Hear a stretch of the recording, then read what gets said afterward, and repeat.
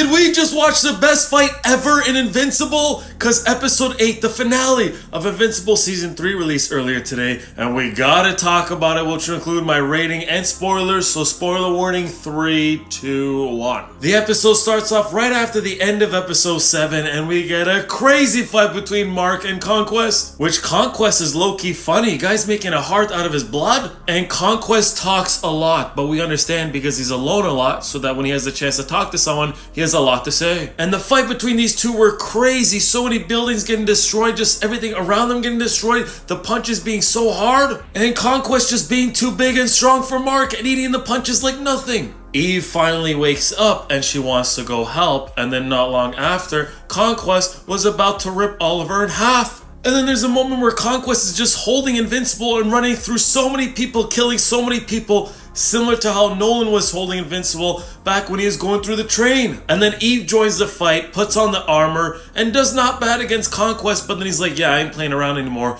and seems like to kill her. And then Conquest and Mark punch each other and both break each other's hands like they did in the comics, which this fight had a lot of moments just like the comics. And even the things being said. And the things that Conquest was saying to Mark, man, this guy is crazy. Who wouldn't fear him? And then Eve is not dead. She wakes up and turns into her full potential self and burns the crap out of Conquest. And even for a man like that, I know that hurt. And then I'm not gonna show it, but then not long after, Mark headbutts Conquest like crazy, and I'm not gonna show it because there's too much blood and gore, and seems to have killed or almost killed Conquest. And then Cecil and the rest of them pull up because they wanted no part of that fight. And during this episode, we see that Sinclair is making new versions of these robots that are gonna be more like godlike. And then there's a funeral for Rex Floyd. And then Rudy changes his name from Rudy to Rex now. Well, he looks like Rex. And then we find out these face hugger things that control humans or something are still around, and then it looks like it's gonna get even worse for when they appear in the next season. My guy Battle Beast like my face, so he ended up killing that Viltrumite,